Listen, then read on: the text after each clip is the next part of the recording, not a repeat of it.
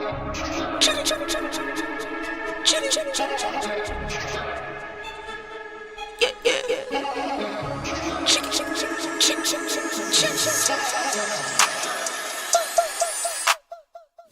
line, I'ma run it every time. Give me mine, going up, need no decline. Money line, I'ma run it every time. Give me mine, going up, need no decline. Yeah. Why check Castro, yeah, and I need my ass. Why check Castro, yeah, and I need my money line. Why check Castro, yeah, and I need my money line. Why check Castro, yeah, and I need my money line. Watch out for those who surround you, need no funny kind. You can't see what's on my brain, I live inside my mind. Out of space and out of sight, you need me in my line. Need no fakes, don't need no phonies, no. Need no snakes, no only homies down for show. On go. Get a book and get the front and we load up and roll. I got kids, yeah, I got staff, I make a little need more. I sell records, you sell packs, not on my level, no. I'm a pop star, I'm a rock star, I'm a winner. Think I'm not hard, you smoke rock hard waste, man, why you dumb? I'm with airline, we on airlines like we on the run. I'm with Tay, girls run up on me, they done. Money line, I'ma run it every time. Give me mine, going up, need no decline. Money line, I'ma run it every time. Give me mine, going up, need no decline. Yeah. Why check Castro, yeah, and I need my ass. Why check Castro, yeah, and I need my money line. Why check Castro, yeah, and I need my money line. Why check Castro, yeah, and I need my.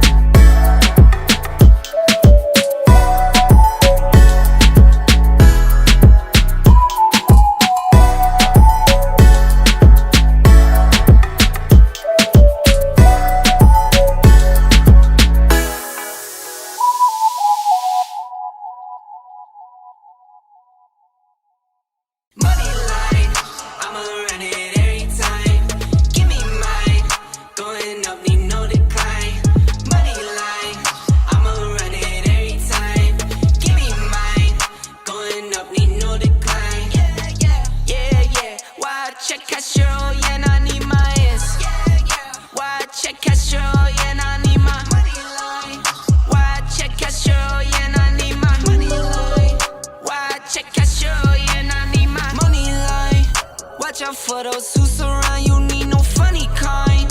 You can't see what's on my brain, I live inside my mind. Out of space and out of sight, you need me in my line. Need no face, don't need no phone.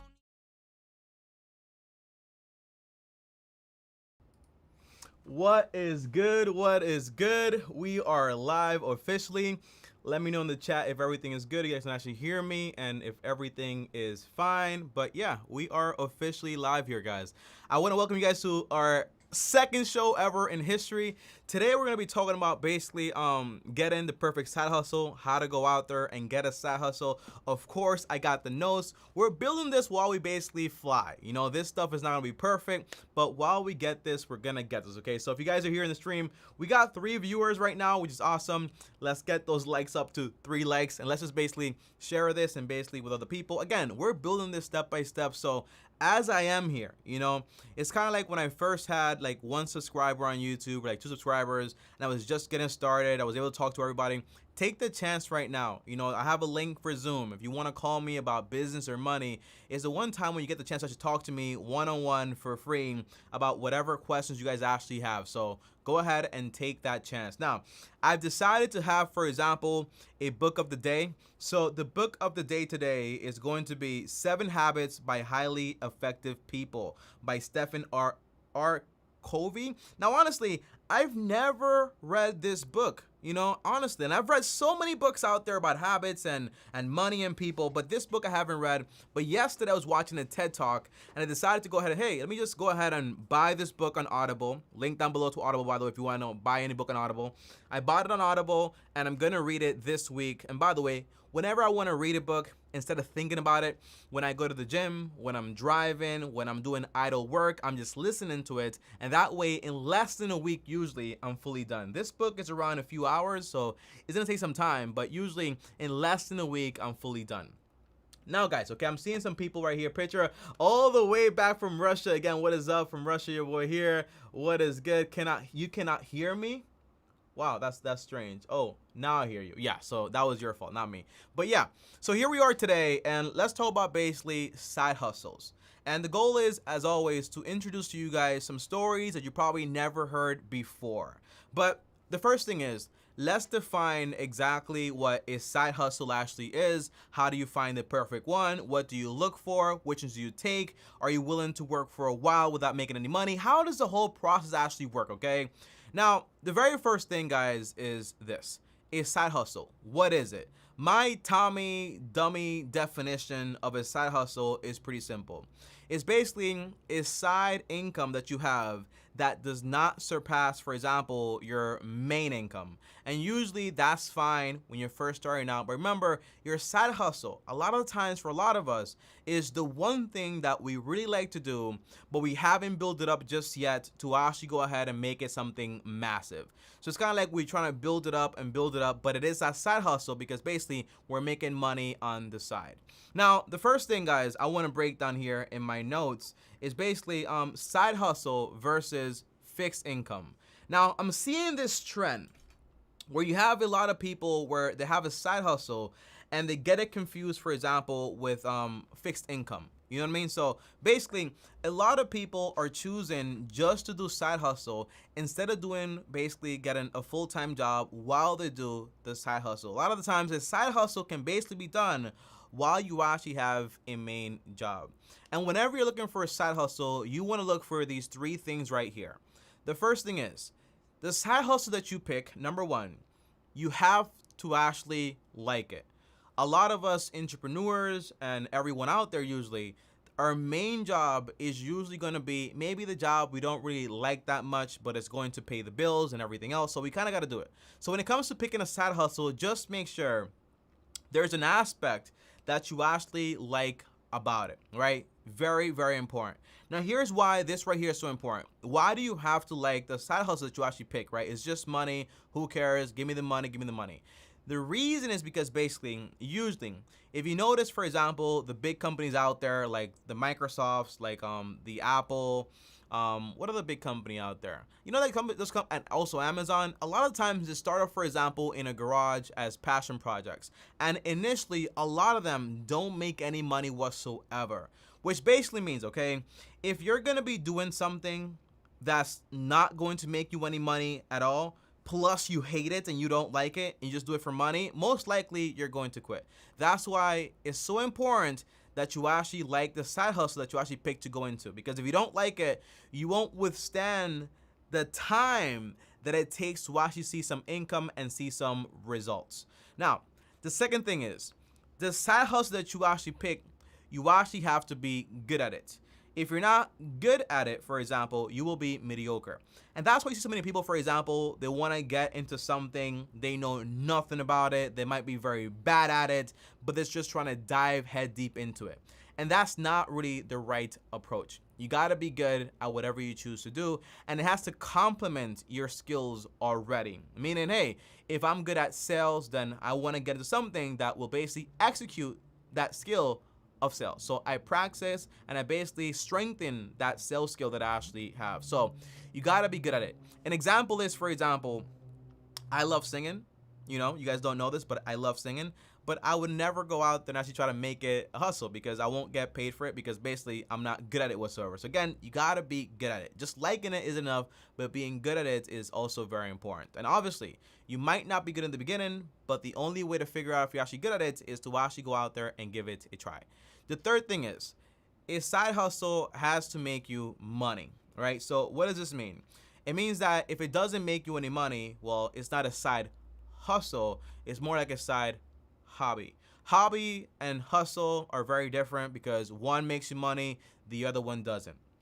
Hobby doesn't, side hustle does, okay? So it has to make you money in some way. So whenever you're trying to develop this mystery idea, whether it's, hey, I want to build this whole business, or this whole idea over here, or this over here, you have to have a plan to actually make income. Although it won't make you any income, sometimes initially, you have to have, for example, the plan to make you income.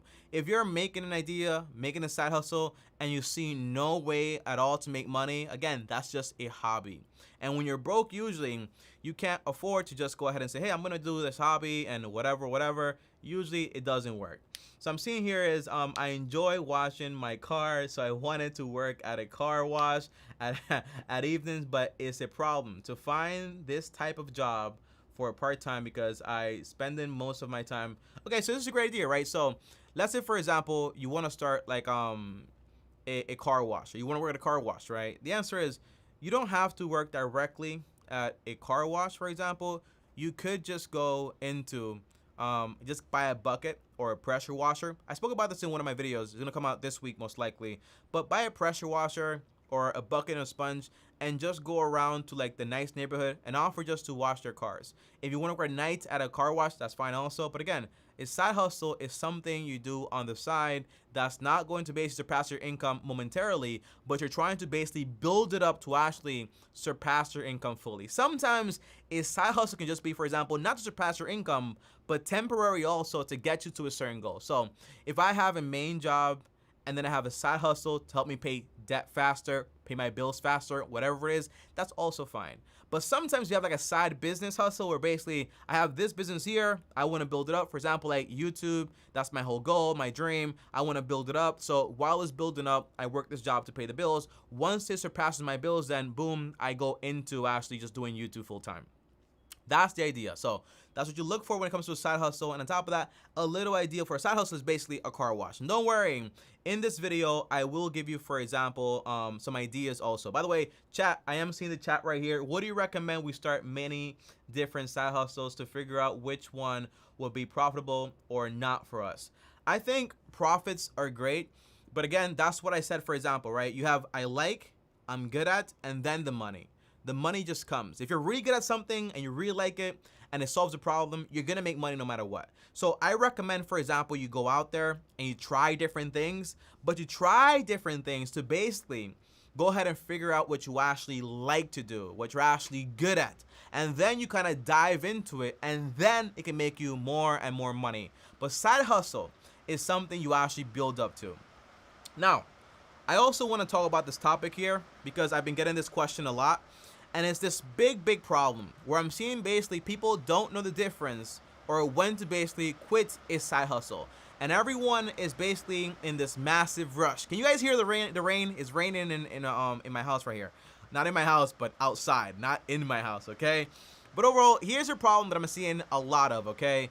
People start a side hustle, it makes them some money, it gets them by, they quit their jobs, and now they're basically living paycheck to paycheck on this little side hustle.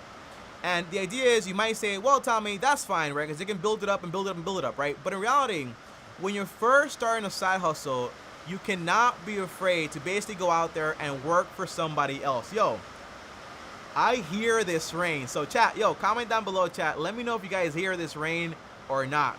Let me know in the chat. And again, let's get those likes up. I see 5 viewers here. Let's get those likes up. Let's get 5 likes in total. Let's do that. But let me know if you guys actually hear the rain. But overall, guys, okay, when it comes to getting a side hustle or getting a career or whatever it is, you can't be afraid to work for somebody else. You know, I love the idea of the old-timer entrepreneur, because back then people basically had to work like as, you know, like under mentors and so on.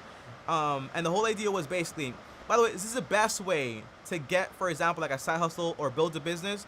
Instead of trying to build your own initially, work under somebody else and learn all their tricks of the trade. And that way you learn on their dollar and it doesn't cost you anything whatsoever. That's one great way. Now, yeah, loud rain, right? Yo, the rain, we hear you, but it's not a problem. Okay, great. Yeah, the rain is super loud here in Puerto Rico, yo. It's insane, Sonia. Okay, now let's talk about some side hustle ideas. And by the way, guys, I linked up below. If you guys want to join me on Zoom, click that link right there. You're able to actually go ahead and join me directly and talk to me one-on-one. So if you want to join me on Zoom, click that link right there and just join the Zoom. We can talk directly about whatever you actually want to talk about. So if you want to join me, go ahead and join me on the Zoom link, which is right up below on the whole pinned comment or whatever. Now, here's what I did, or like my top 5 side hustles that I actually did personally when I was in college, okay? And again, when you first start off, you won't be making the most money, and that's fine. Now, my first side hustle, believe it or not, did not make me any money for the first 11 years. And that side hustle was basically YouTube, right? So YouTube, I started around 11 years old, believe it or not. I tried several different niches. Niches are basically different topics and so on, like gaming or comedy or vlogging or whatever it is, right? I tried a lot of different things. However, one thing is, when you're gonna try to start a side hustle, just make sure to do all the research possible and that side hustle. So figure out exactly what does it take to be a YouTuber? How does it work? How long will it take? Who's the best in this industry? How can I learn from them? And by the way, you won't always have the pleasure to meet your mentors, for example, but usually they tend to have, for example, like a lot of books. So just get the books that they actually offer and read those books, buy those books. They're like $10, $15. Make those investments in yourself. But the whole idea behind YouTube is one of those side hustles. If you want to get into it, you got to find out exactly, well, first, how does the algorithm work, right? So that's all about SEO optimization. Second, how often are you going to post? Third, you got to make sure the niche you pick is actually going to be one that you're actually interested in. That's where the whole idea comes in back, okay? You have, for example, I'm good at, and for example, lastly, it's going to make you money. But initially, it's not going to make you money in the beginning. That's why you have to have, for example, a main job while you do that side hustle on the side. But you do have a plan, for example, to make income, and that's very important. Now, the second side hustle that I actually had, which is a very popular one I get asked a lot about, is basically flipping phones, for example. People talk to me about this all the time. Tell me how to flip a phone, all this stuff. Initially, when I first started like reselling phones and flipping phones and fixing cracked screen phones and all this stuff, what I did was I went to a store, it was in my neighborhood, and I saw exactly how much they sold the phones for, how they actually fixed it, what their prices were for. I asked questions like, hey, how do you unlock a phone? Where do you source your products from? I have, for example, a boss who wants to work with you. You know, like just trying to intrigue or just kind of like kind of poke at the bear and find out exactly what does this person know that I don't know. And once I found that out, I say, hey, okay, since I don't have that much money, I'm gonna start by basically selling my personal phone. So believe it or not, I sold my personal phone. And then I basically used that money to buy me a cheaper phone. I kept the profits and then basically bought another phone and then bought another phone. Now, the most confusing thing about selling phones that I get a lot is basically, tell me, how do I find out the price of a phone? Where do I go to actually look it up? The answer is, where you're gonna buy a phone is the same place you check what it's actually going for. So when I'm on Facebook or eBay or Craigslist or OfferUp or whatever website this actually is out there, for example, for that phone, I'm looking at also, okay, so if they're going for $60 or $100, and I know for a fact I'm gonna have fees, also what my profit is, I deduct all those things, and then whatever is left over is going to be the price I'm actually able to pay for that phone. On top of that, there are legal ways to flip phones. For example, you can buy lots of phones, like LOTS, lot of phones. For example, on eBay, you buy a bunch of them. They might be cracked, have a few problems. You fix them up, then you resell them for a profit. Great. You have people that basically, they lose phones, like for insurance claims. Never do anything crazy and illegal like that just to make a dollar, because it can be very risky, and if you get caught, it's just not worth it. Again, guys, questions that you guys actually have, feel free to comment down below in the chat. I'm reading the chat as we're actually doing this, so if you have any questions, comment down below, let me know. I'm seeing the chat right here. And on top of that, if you want to join me on the Zoom call, feel free to do so. Again, click that link in that's actually pinned and join me in the Zoom, and I'll talk to you one-on-one. The third side hustle I actually had was basically, I tried to flip everything. So that means, for example, anything that had, for example, like a profit margin, I would try to flip it. So that meant, for example, I went to Goodwill, and let me tell you what I did there, okay? I found that basically, junk to me might be somebody else's treasure. So I started buying things, for example, like posters, little action figures, clothes, books, snow globes, whatever I could buy from Goodwill, I would buy it. But by the way, before I actually bought it, I would go on eBay, search up the item, and make sure it was basically selling for something. There was actually interest there.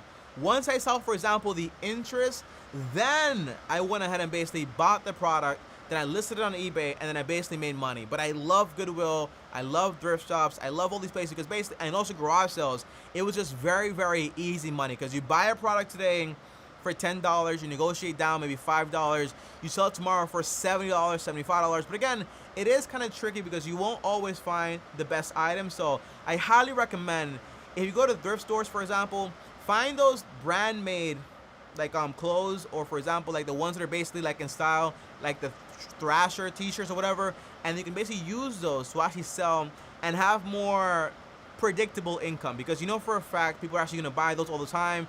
You know for a fact you're always going to be able to find those. Now, my fourth side hustle, what was it? This one was back in 2018, I think. I remember it very well. It was drop shipping. Now, what I did was basically, I used to go on eBay, right? By the way, when it came to drop shipping, I saw a video on YouTube, probably just like you guys do, okay, back in the days, and I try to find out everything about it. I try to find out exactly who is the best at it, and I found a guy. His name was Paul Jalipsky. He still does it to this day, by the way, Paul Jalipsky. And I found him on Instagram. I found out he had a course, and I got the course. And again, you cannot be afraid to invest money into things that are going to potentially make you more money. And when I always buy a course or invest into a course, I always make sure that that person has, for example, a money return policy, meaning, hey, I have 30 days to figure this out. If it doesn't make me money whatsoever, I'm going to refund it, get a charge back on my credit card or whatever it is to get my money back, because I'm not going to pay for something that basically does not work. But you cannot be afraid to invest in yourself. You know, YouTube is great for a lot of information, but when you get a course, for example, with all the details step by step, it can help you a lot more. So never be afraid to go ahead and basically invest in yourself by buying a course or buying a book. That's what I did. So when I did that, the whole idea was basically with drop shipping, by the way, and the context is drop shipping is basically selling something without ever putting your hands on it. And I remember I had a friend back in college that did this and was making like around $5,000, $10,000 per month. I was like, how is it possible that you're making this much money? But back then, I thought it was just like a scam or whatever. I just ignored it. And then later on, I started doing it myself. So what I would do is basically, you can't do it this way anymore. It's kind of tricky now. That's why you want to stick to people that are actually doing it like consistently, so that way you know exactly how the industry's changing. But the way I did it was basically I would go on Amazon, I would find products on Amazon, list them onto eBay for a higher price, obviously. When somebody bought them on eBay, I would buy them myself, for example, on Amazon with their money, and then send it over to their address that they actually gave me on eBay. That's drop shipping. So the profit margins were around like 3 to 5%, but again, you never touch anything. And in my first month of doing drop shipping, I made around $20,000 in sales. Remember, right? $20,000 is not that simple. It's not like 20K. Oh my gosh. It's more like $20,000. And if I made, for example, let's just say 5%, in reality, my profit was somewhere like around $1,000. But on top of that, back then we were also doing cash back. So we had a lot of credit cards, and the idea was that you can actually get a credit card with Amazon that gave you an additional 5% every time you bought something. So just in cash back, I would get back, for example, another $1,000. But overall, those are my top 5 side hustles that I actually did initially. Guys, if you guys have any questions on the chat, go ahead and comment down below. I'm looking over. And don't be afraid to comment down below. Don't be afraid to join me on the Zoom calls. These calls are free, by the way, so get in while you still can. I'm seeing 5 viewers, so that's awesome. You got to start somewhere. You know, you can't be afraid to start somewhere. That's also, when I first started everything I started, I was never afraid to just start somewhere. You know, that's the whole idea. That's the whole context. I have some more notes here that I want to talk about. And it's when you're first getting started, guys, okay? And you want to be an entrepreneur, or you want to do whatever you want to do, you can't be afraid to have, for example, a full-time job. I've had conversation, for example, with people that are basically scraping by, and they don't want to get a full-time job because they don't want to work for anybody else or whatever. But you can't be afraid to go ahead and work for somebody else. That income, remember, right? We all have the same 24 hours in a day. Meaning, if I work at a full-time job for 8 hours every single day, I have left, for example, 16 hours. I sleep for 8 hours. I have left, for example, 8 hours. Then I have, for example, a few hours just to do exactly what I want to do. So a side hustle, business I want to start, but you need to have income coming in. So don't just do the side hustle, but have a main job to get you income, to save up, to basically fund whatever you actually want to do. Let me know, guys, okay? So far, the stream has been up, for example, for almost like 37 minutes. If you guys have any questions, let me know, or I'll end the stream early, you know? Let me know if you have questions so I can answer any questions you guys actually have, or join me on the Zoom call and let's get started. Okay, let me review here. Okay, we got Petre, we got Sinosha Johnson, hello. We have Epsi Garcia, shout out to you. We have Sonia R, and we have Petre. So if you guys have any questions, let me know. That's what I'm here for. If you guys want to join me on the Zoom, let me know. That's what I'm here for. Also, some news in the finance world. Did you guys realize this whole thing going on about, for example, the big resignation? Meaning that basically a lot of people are going to basically start quitting their jobs and so on. The whole context behind that is that, by the way, I remember I read this book. It was a 4-Hour Work Week by Tim Ferriss. And he talks about basically if a person could have a job that was remote, they would always pick remote, right? Because remote is awesome. It gives you the freedom. And when you work remote, there's basically no distractions. There's no Brenda distracting you, people coming over to your table. You get to do all the work right away. Things take you a lot less time. You know, one thing I hated about working at a full-time job, like at an office, was basically if I did my job in 4 hours, what it took somebody, for example, 8 hours to do, I would just basically be given more and more work. But when you have, for example, a remote job, you're able to basically finish your work a lot earlier and then just basically proceed to whatever you actually want to do. So you don't have to be there for like a full 8 hours worth of work or whatever. Now, I say this to say that basically for the first time ever, because of, you know, 2020, the whole pandemic and everything like that, a lot of people experience, for example, remote work for the first time. Where you have people saying like, hey, you know, we can't do remote work. It just won't work. And now when you have no choice, you figure out a way to actually get it done, right? So then that happened. So now when you have people basically, they're working from home and they're making, for example, the same amount of money, but no more money being wasted just buying food or transportation, any of this stuff. people don't really want to go back to working at the office when they could just work remote. So now you have this problem where you have these businesses, they're trying to get everything back started, have people come actually back, but now you also have, for example, a lot of jobs actually opening up. So when you have employees that have, for example, a vast amount of options, and they also don't like what they're actually doing, they're able to just go ahead and quit. Now, comment down below, guys, in the chat, and let me know, for example, if any of you are actually thinking about quitting your jobs or anything like that, or do you like your job? What do you do? What would you prefer to do and all that stuff, guys, okay? Let me know in the comments down below, all right? I think we're pretty much almost done. You know, the whole goal of this entire live is I come on, I share with you guys my thoughts about what's going on right now, a general topic, and then I tell you about the news, my favorite book, and so on. But then the whole goal is to answer your questions. So right now we got 7 people watching. Go ahead and comment in the chat and let me know your questions. That way I can answer your questions, any questions whatsoever. And if you want to join me, for example, in the Zoom, feel free to go ahead and join me in the Zoom. All right, so let's I see a question here. So it's Petra.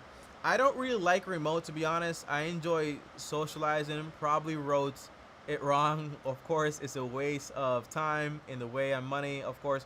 But I like kicking with guys or get me a girlfriend. Yo, what's good, Shabu? Yo, Shabu, if you want to come on and join me on the Zoom, feel free to do so. The link is up pinned, so if you click that link, you can join me directly on the Zoom. The thing about remote work is that basically you do have the part where basically you want to socialize with people and all this stuff, and that's fine, honestly, if you want to socialize.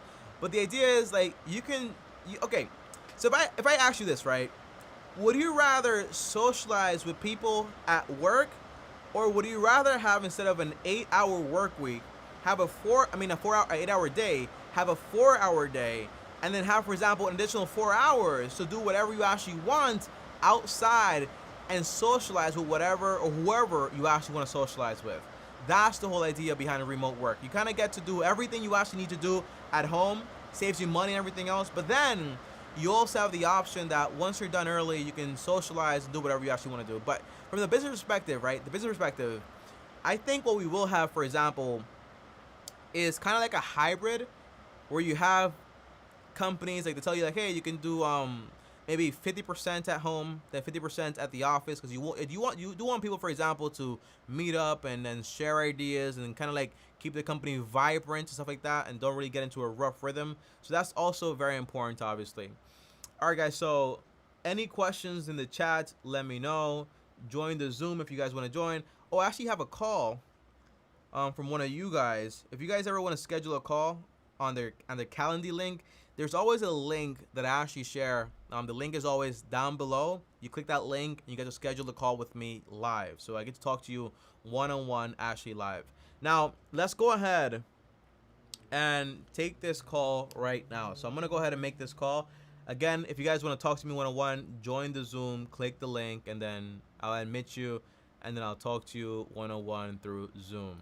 But for now, let's go ahead and see if we can get in contact with one of you guys that actually set up a call. The call is actually for 5:45, so I'm going to call in almost an hour early because, again, I'm not seeing any questions here and no Zoom. So for now, by the way, I'm seeing 9 concurrent viewers. That's awesome. If you're just joining in, go ahead and smash the like button, join the chat, comment any questions you actually have, and that's the whole thing right here. But let's go ahead and make this call right now. Give me a second, guys, okay? You know, the cool thing about this live thing is you build it while it's kind of like building something while you're actually already in the air. So you got to do everything as you can. So let's go ahead and make this call. And also, guys, let me know if you're actually able to hear this call. So let me know, okay?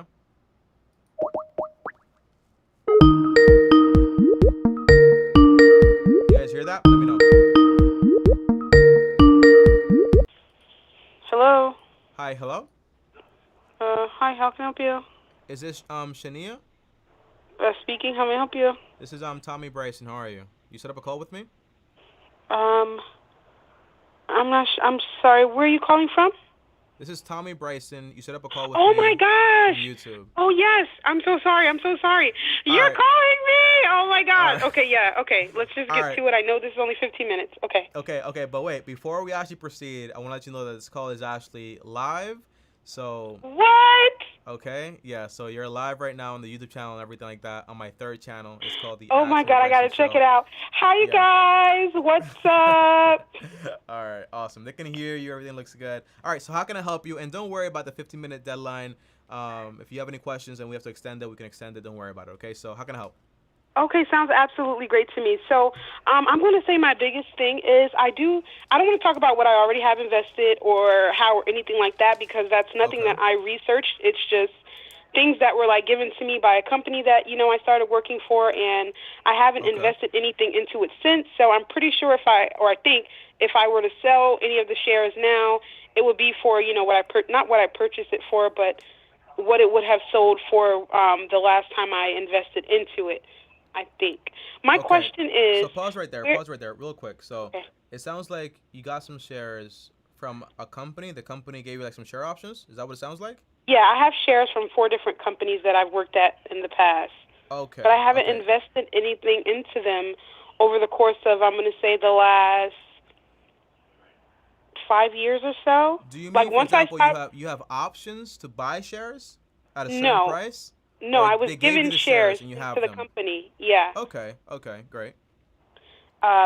It's just when you work for these companies I work for them Okay. for a certain period of time, and each quarter or so, they may give you something, they may not, but I have Okay. money from certain companies. That's all. But I'm not calling about that. I want to know Well, let me how answer that exactly do question though I? before we get there, right? Okay. The first thing is, I had this issue before where you have people that the company chooses to actually give them, for example, shares, and that's a Uh-huh. way for them to save money on taxes. But from you being the person receiving them, the answer is you have to be confident in that company that's giving you those shares, right? So Uh-huh. if you understand the company, their financials and everything else, you can keep the shares, let it grow. But if you really don't understand the company, don't really believe in the company whatsoever, then it is okay and probably a lot smarter to just go ahead and sell, get the cash, and then invest into something that you actually do understand. Does that make sense?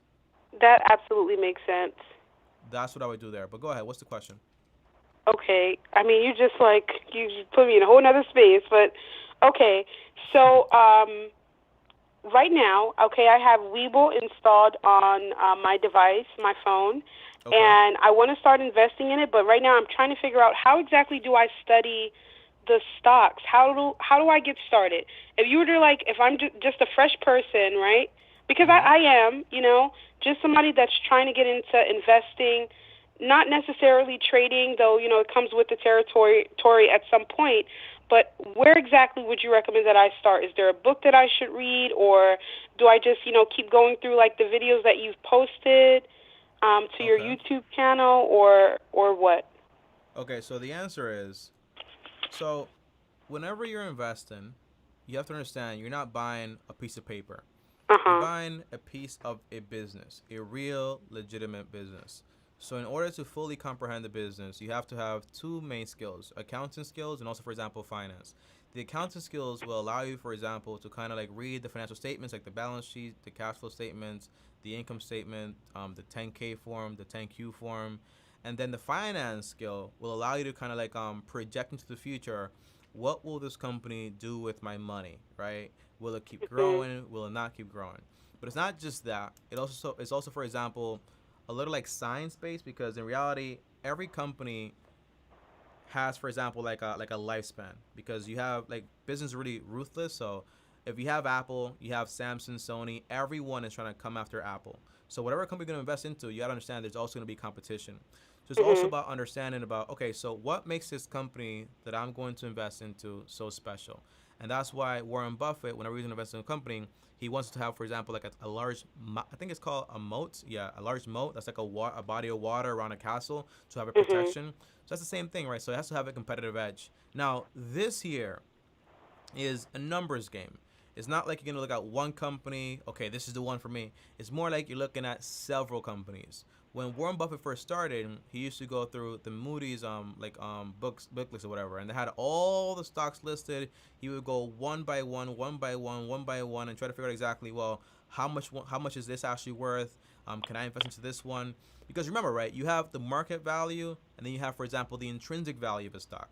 Meaning, for example, if you have a business and your business is like a car wash business, you have the market value is what people are willing to pay for it. But the intrinsic value is really what this stock is actually worth, what the business is actually worth, right? So it's very different sometimes from the market value. Now, to do all this research, it sounds complicated, I know. It takes Not. hours and hours a day. It's Mhm. about 4 to 5 to 6 hours. So the real question is, do you want to be a stock picker because that's what it takes, or do you just want to have, for example, passive income coming from the stock market? So I asked you that Um, question. Which one do you want? I want both. I mean, it makes absolutely more sense to, devote my time to something that can, give me a larger income than actually having to physically go out into the world and, just put my body through whatever when I can just, read, go through information, properly process, and apply the information that I'm, starting to understand. So Okay. I'm going to say both. Investing is really, really important to me, but for me, this is my thought process right now. When you're in, well, I don't want to say that because I just want to get what your thought process is. No, I want to And hear it. Go ahead. investing into a company, a stock, or whichever company that I find. So let's say, oh my God, there was a stock I was looking into yesterday. Let's say I'm investing into Netflix. So Okay. I'm gonna put a certain amount of money in through Webull and purchase a certain amount of shares. I don't know if Okay. that's offered on there. I'm just saying that to Yeah, it is. for a point. But I'm gonna put a certain amount of money through Webull, purchase a certain amount of shares, and then from there I would just allow that to sit. Unless, like, how I've been thinking is, unless the market drops, then I would sell the shares that I have and then repurchase because I feel like I'll have more shares for lesser Yeah, amount of but money. let me pause you there, right? Okay. The question is, if you're going to be an active investor, which is what Warren Buffett is, it's a full-time job. So that's hours and hours of just analytical work. I decided that's not what I want to do personally. If you want to do that, that means, for example, I recommend 2 books, right? You have the Intelligent Investor by Benjamin Graham, Okay, and one you second. also have, for example, Security and Analysis, also by Benjamin Graham and Okay. David Dodd. Now, those 2 books are like the Bibles of investing. But again, this right here is a lot of work. It takes 4 hours, 8 hours every single day. And on top of that, in order to make money from doing this stuff, you have to have seed money, right? So you still have to have your job Mhm. while you're also doing this. So this means you're working your 8-hour job, which you're doing right now, plus you're Uh-huh. dedicating, for example, an extra 4 to 6 hours every single day trying to do all the research that you possibly can on this stuff. Now, Mhm. what I personally do is this, right? I'm more of a passive investor. I learned this Okay. from a book. It's called The Little Book About Common Sense Investing by John C. Bogle. That's where I got this information from. Now, the context is, if you were to just invest money into an index fund, right? The whole Mhm. idea is, instead of trying to pick a company or just trying to play that game, you just buy all the companies in the US. So if I own, let's just say, the index fund, let's call this index fund, for example, the SP 500, which is basically the 500 largest companies in the US, right? That means I Uh-huh. own all those 500 companies. Meaning, if one company goes down, like Amazon or Netflix, like you said, it doesn't matter because I have a bunch of other companies there. This means that every single year, I'm going to get basically the average return of the US stock market, which is usually Okay. around 8 to 12% annually. Now, what does this require from me? It requires one thing. That one thing is patience. So I invest my money, I let it grow. Over the long term, I'll have, for example, a good amount of money in there. But this allows me to focus my energy on the things I really care about. Again, Uh-huh. right? When Warren Buffett goes into investing, he became a millionaire, I think, by age 30. So it took him a while. And even before that, he had to make a good amount of money to then use that money to make more money. Because it's kind of Mhm. like a compounding game, right? That's the whole process. So if what you want to do and you're good with this stuff, you want to learn accounting and finance and study this stuff for 4 to 8 hours every single day, that's fine. But you can't be a part-time investor. It's a full-time job. That's what I'm saying. But if what you want is just to build passive income, which is Mhm. fine, then I would recommend, for example, index funds and investing into your retirement accounts. So let's just say my math is simple. I did a video on this today. Actually, it's gonna come out pretty soon. My math is Okay. simple, right? You follow the 4% rule, meaning, for example, you find out exactly how. Okay, let me ask you a question. How much money would you want to get paid every single year in passive income for you to be okay? Oh my gosh. So we had the I'm so dog. sorry, my dog started barking. Can you say It's that again? okay. You said how much money would I want to get paid? Yeah, how much money would you want in passive income every single year to be financially free? I don't know. More. I'm going to say more than $60,000 Why? because I can function properly. Like as far as How much do not you make living now? it now. I'm going to say around 50,000 a year. Okay, are you surviving? Yes and no, because everything is still going up. The cost of rent, the cost of living. So When you let's talk start to about that, right? uh-huh. You have any debt right now? Yes, I actually do. I have some student loan debt, How much? which is, I believe, I owe 13,000 in all. Okay. But that's because I went to 3 different colleges Okay. to get 3 different degrees. But okay, so 13,000 in student loans and like $5,000 personal debt, which either isn't too bad. I'm going to pay off my personal debt in full before the end of this year. So right now my goal is just You have a car loan? I do. That's currently at $3,950 something that I owe now. So we have 13,000 plus 5,000, that's 18,000 plus 3,000, that's $21,000. Well, Mhm. 21.5, right? Total? Mhm. Yep. You're renting right now? I am renting. Okay. So my first step, look, you're asking me about investing and all this stuff. My first step Mhm. would just basically be, how much cash do you have on hand? $800. Yeah. Like I'm not going to talk about savings or anything else because I have money put to the side for certain things, but just money that I can spend or that How I can invest. how much cash do you have right now total? Um, You $3,800. okay, great. So okay. So you have $3,800 total, right? Uh huh. Is it $3,000 extra? Is that like emergency money? Yeah, for like Okay. in case. Okay, so here's what I would do if I were you today. First of all, if you're making 50K per year right now, do you have a full-time job, or is it like more like side hustles and this and that? What are you doing I right have now? I have a full-time job, but I also have side hustles as well. Like I sometimes do housekeeping through handy.com here on the East Coast, but also on the West Coast in California. Okay. Aside from that, there's like DoorDash, and I'm going to say that that's it. There's another company, it's called Winolo, where you can Mhm. pick up shifts whenever you want, but at the end of the year, you have to pay a 1099, and it's just Yeah, self-employment. so many things weigh into how much money you're saving and where you're putting money to what. So Okay. So here's what I would ask you to do. You want a okay, budget, right? You want to have okay, a budget to have control over your current money. If you okay, can't control the current income you have right now, which you might think is like small and you want more, you won't be able to manage a large amount of money in the future, right? uh huh, It's just that simple. So if I were you, the first thing is I'm gonna have a bare bone budget. That means I'm only gonna take care of the main necessities. Those 4 main necessities are gonna be, for example, shelter. So how much are you paying rent right now? $875. Okay. How much do you pay for utilities?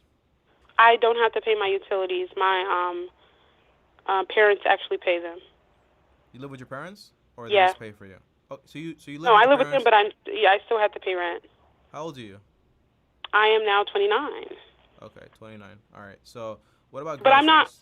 I'm not staying. I've only been back like with them for a year now. I've come back to New Jersey, but just because of COVID. So I'll be leaving out before November. I'll be like long gone back to California. Are you paying 2 rents right now? No, I'm not paying 2 rents at all. I've So like you're completely consolidated everything in California to move here. But I okay. do have Like, I do have some of my belongings in a storage here, Okay. but that's a really, really small fee that I pay monthly. So, All right, let's keep going here, right? So how much do you pay for groceries groceries in total for the month, weekly, or what? monthly? Monthly, I'm going to say around maybe $280. Okay, so that's a little high. You might want to go down to 200. That's usually what I say. Okay. And transportation, your car. Yeah. You have the car loan. You have insurance. Uh You huh. have, and also gas. How much are you paying there per month? All right, gas. I'm going to say definitely around 200. My insurance is also around 200. So around Two, that's $400, four, you and would then say. my car note is around 280 now. So that's 680. Yep. So we have 680. So in Yep. total, we're talking about you have expenses of around 1835, and your post-tax income every single month is how much? One second.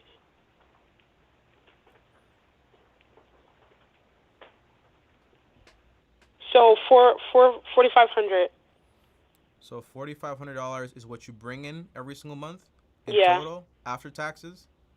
Yeah, that's not with I'm not including any sort of side business because Okay. those are just things that I do. That's not any sort of guaranteed income, you know.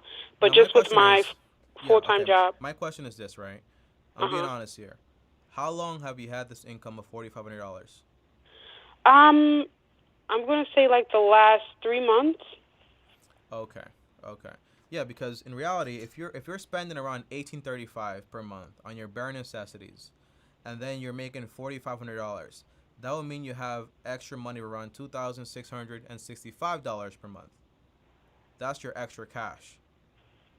So then That's how that would much mean, for I have. example, yeah. So that would mean, for example, if you've been doing it for 3 months, you should have somewhere like around $6,000 saved up, or close to like $8,000 saved up. That's the whole idea. So you Oh, have a okay. I leak get what you're in your saying, budget. but the only reason I don't have that much money is, like I said before, like when you said how much money do you have now, Mm-hmm. and I was like, oh, $800, and then you said in total, and I said 3,000. Yeah. So there's been a few issues that I've had with my vehicle. I've had to put, new tires on my vehicle a few times. Mm-hmm. I've also tried to do the, what is it, the cheaper route with used tires. That doesn't work at all. And Mm-hmm. then there's a piece that was damaged to my vehicle when I was driving down a certain road one day. I'm not going to get too deep into it. However, that piece alone, one piece, is Yeah. around $3,800 something What dollars car do to you drive? replace. I have a Chrysler 200 Limited. Okay. It's a You might want to 2015. 2015. I mean, this I, depends, right? I'm You probably don't have to sell your car because you make a good amount of money, but usually you want to go with Toyotas and Hondas and Mazdas. They're very cheap to actually fix up. But what you're mhm. describing is just maintenance of a vehicle. Vehicles Yeah. break down. My point is you should have cash for these things when it does pop up. But I'm happy you mentioned that because the $3,000 missing, you spent it on that. I understand that. But overall, what would be my plan today if I woke up in your shoes today, 29 years old, living with my parents, making $4,500, and making plans to go back to California? The first thing is I would lock in and focus on just putting aside $2,000 for emergencies. That's it. The rest of Okay. my money, I'm going to focus on paying off my debt. So I'm not going to be investing or anything. Why? Because if I'm paying my credit card or I'm paying this loan, this lender 18% or 24%, but I'm Mhm. making, for example, 10% over here in my investments, what happens is it cancels out. I'm left with nothing. I'm left owing more money every single year. Does that make sense? Yeah, absolutely. So that's what I would do. I would pause all investing. I would pay off my debts using the avalanche method. Meaning, for example, I pay the debts with the highest APR first, right? Okay. So that means I organize my debts. I have the names, all the amounts, the Uh-huh. APR, and I focus on paying the minimum on all of them. But the rest and the bulk of my money, once I have my budget, which I made up right just now for you, you have shelter, utilities, groceries, and transportation. The rest of my money, I'm going to put it towards basically the one with the highest APR. And I'm knocking them off, knocking them off. With my extra income, because you make $4,500 from your main job, that's awesome, by the way, incredible.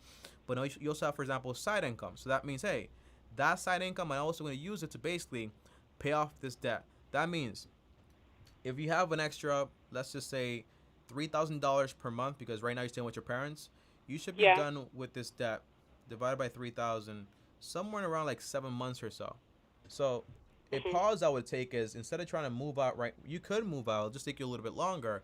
But when you do move out, consider having roommates. You just can't afford an apartment by yourself right now with all this debt. So, but me personally, I would consider just staying there for a little bit longer, paying off this debt, saving up some money for my emergency fund, 3 to 6 months once I'm debt free, and then I go into getting my apartment. But that way now I know, hey, if something happens, I have the money to take care of myself. Now, I want to break this down and make it very simple.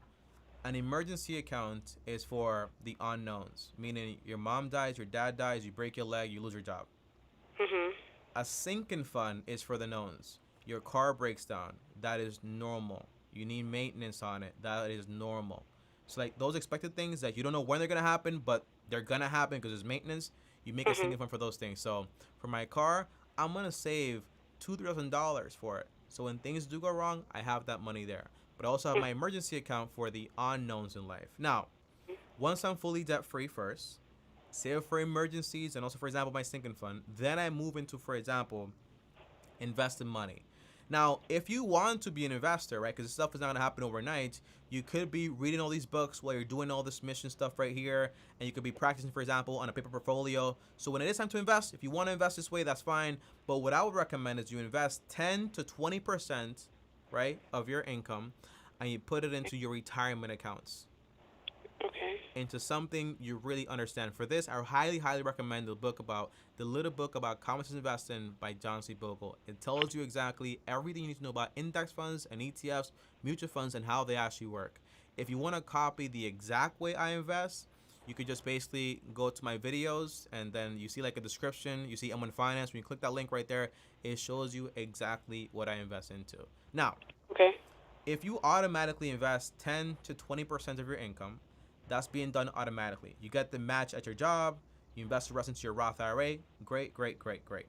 The rest of the money, what do you do with it, right? You can use that money to save up to buy a property for a down payment or whatever. Or you could use that money potentially to upgrade your skill, whatever you choose to do. If you want to save for a home, you got to think about, well, am I going to stay in New Jersey or am I going to stay in California? If it's California, then you got to do the math, okay? Use a rent versus buy calculator. That tells you exactly at what point does renting become more expensive than buying a property, right? At some point, renting becomes more expensive. But in the long term, usually buying is better. But sometimes in the short term, it is okay to rent. So you run the numbers. Me personally, while I'm in Puerto Rico, I'm renting for a while, but I have the money to go out there and buy a home. So you save up that money, you have it there. And then you just invest in. When you buy the property, the way I buy a property is basically with the 33% rule, meaning the property I buy, listen here, is not going to cost me more than 33% of my monthly income on a 15-year mortgage. This means when you buy this property, you should still have, for example, extra money once you're done investing and paying your mortgage. That extra money, you can put it towards the mortgage, you pay extra towards it, and you're done with it, for example, in 8 to 10 years. Almost 5 years early. Now, this means I'm 29 years old now with my parents, but now, for example, I'm 40 years old. I have a paid-for home, an emergency account, a bunch of money in my investment accounts, and I'm basically good to go. Does that make sense? Absolutely. That's what I would personally do if I woke up today in your shoes. Does that make sense? Yeah. Thank you so much. It does. Okay. You have any questions? No, I think right now, just focusing on my debt is a great place to start, and I will start to read into these books and this information that you have given me on index funds and passive income. And awesome. I do have the books written down. I just want to make sure. There was another one as well. You said The Intelligent Investor. There was one after that, and then The Little Book of Common Sense Investing. The Little Book About Common Sense Investing. The Little Book About Common Sense Investing. Okay. And the second book is actually called Security and Analysis by Benjamin Graham and also David Dodd. Here is what I predict, honestly. You're going to start those books and you're going to be like, hell no. Okay. Why do you say that? Because investing is super, you sound like you're very entrepreneurial. What's your goal, right? What do you want as far as money? You want financial freedom, like more money coming in than going out? Of course, I want residual income. Yeah, and it doesn't That's take you know, that that's to do cool that. for me. That's what I'm saying. It doesn't take that to do that. That's the main thing. So you can have a full-time job, you can have side hustles, and you can be fully financially free in under like 10 years. But if you do, for example, when it comes to investing, it takes a lot of capital. That's one part. It takes a lot of Mhm. patience, and it builds up over time. And it's a full career. And it's something that Peter Lynch himself says you usually want to start when you have no debt, and you also have, for example, a home that's actually paid off. Because investing, by the way, no one's perfect. Warren Buffett has made mistakes that have basically set him back a little bit. Mhm. So you'll probably make mistakes also. But if you do, Mhm. for example, passive investing, it's just like kind of like a bulletproof way to kind of invest. Because the only way it shuts down for you is if, for example, we have World War III, America shuts down, the entire world shuts down. Because the portfolio I give you, it has, for example, investments in the U.S., outside of the U.S., in the bond market, in the real estate market, in the small cap market, in all those areas. So that way, when things go down, you're taken care of from another side. Does that make sense? Yeah. That's the whole idea. That's why I say it. But good luck. If you like it, you All like right. it. And don't be afraid to pivot. It's okay. All right? All right. Yep, sounds good to me. Thank you so much. I greatly Thank you. appreciate it. Have a good day. You too. Thank you so much. Bye-bye. All right. Bye-bye. All right, guys. So that right there was my first live call ever. You just want to be a free man. Does affiliate marketing really work? A plus for engagement. That is awesome. Yo, shout out to the engagement guys. Appreciate you guys a ton. We got 13 people right now a part of the live. Go ahead and basically smash the like button, man. Let's get that engagement up.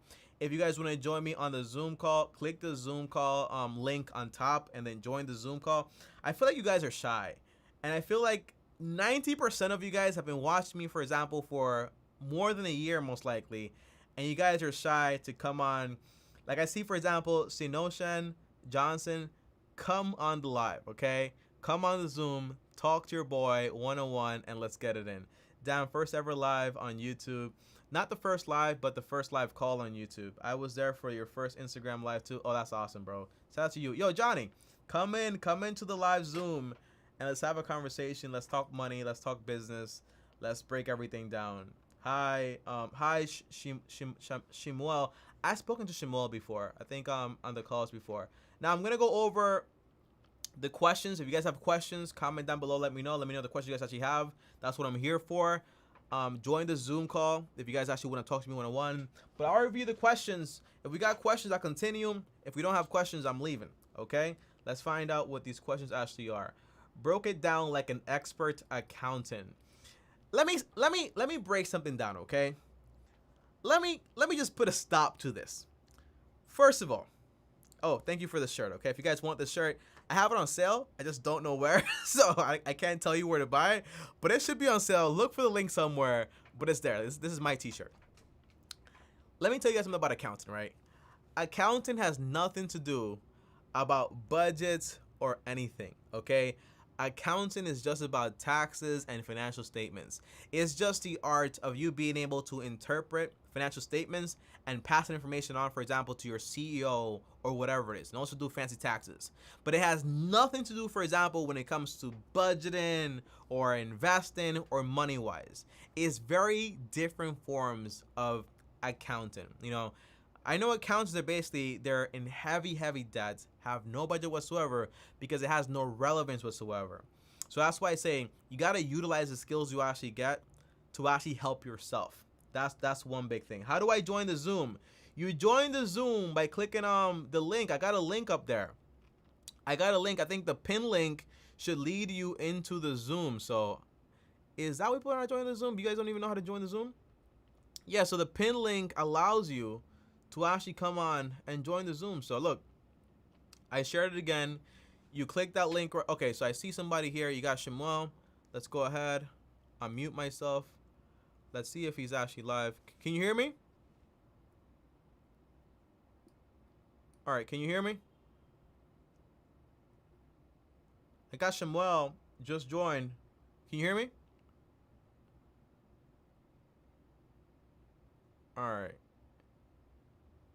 Carpin. Okay, you gotta, okay, I think ask to unmute. You gotta unmute yourself so I can actually hear you. Yeah, there you go. Hello? Yeah, and you wanna show your face? I have no problem with it. I don't know how to show my face. Oh, You hello. just got, yeah, you just gotta remove the video thing. That's all you gotta do. I think we had a Yeah, crash. what's up? Yeah, I don't Yeah. know where the Okay. background. Yeah, I see you now. That's fine. That's fine. All right. So let me just flip you over so everyone can interact with you. Let's go over here to the Zoom. Cut No, here. it's All right. okay. I don't want to be on the Zoom meeting. Everybody should see me. All right. So there you Just go. you. You're. All right. So okay, got you. Got you. So how can I help you, brother? Let me Yeah, know, actually, chat, I if you spoke guys. to Well, you give me a in the second middle of here. the Let me know if the summer. chat can hear you. You should be able to hear you. That's fine. Okay. So how can I help you? I spoke to you in the middle of the summer. You Yes, I remember? remember. Yes. And about so basically, I spoke to you about that I work in a mass facility. So basically, I want to tell you that the mass facility closed down and with a lot of debt, Mm. and I can't. What's it called? I don't have a job. So how do I stay out from that? So you got. So it sounds like you got debts and you don't got a job, right? Right. So what you basically want to do. By the way, guys, I got my boy here with a big pickup truck in the background. Doesn't want to show it, but it's funny. The idea Yeah, I is, don't man, know how it happened. you gotta get a job, man. That is it's that simple, right? I So know. just like you got your first job, you're able to just go ahead and basically get another job. Now, initially, that might mean, for example, while you're applying for jobs that you actually want to get, you're doing Uber Eats, delivering pizzas, working at Walmart, whatever it takes. You know, you can't be afraid to work somewhere. You know, initially, I remember when I first started, I couldn't get a job for like the life of me. You know, I tried to apply to Apple, Best Buy, no one would actually take me. But you just gotta keep applying, and while you're getting a job, just do Uber Eats, DoorDash, Walmart, whatever it takes just to get money in the table. When you have money coming in, you're able to use that money to basically pay off your debts. And one thing is, right, I remember you were going to school, right? If I'm not mistaken. I'm still going. Yep. Yeah. So, but when you're graduating, you're gonna have, for example, you're studying something different. It's not really a career, right? Well, What are you studying again? I was studying the Bible, whatever. It's a Jewish school. I don't know if you heard about Yeah. it. So the thing is, right? If you're going to a Jewish school, and then you're Yeah. gonna use, for example, when you graduate, these things to do like the whole religious stuff, that's fine, right? But then you gotta understand like the money side. Most likely, you're just gonna have to have, because the thing is, you're able to make more money by the size or complexity of problems you're able to solve. So if you know, for example, like I know how to do accounting, that can make me $70,000 a year. I know how to do plumbing, that can make me $50,000 a year. But if you're going to school to do this thing, you gotta understand, like, okay, how much money can that make me? If it's gonna make you money, will it make you money? Yeah. How much will it make you per year? What, the school? Yeah.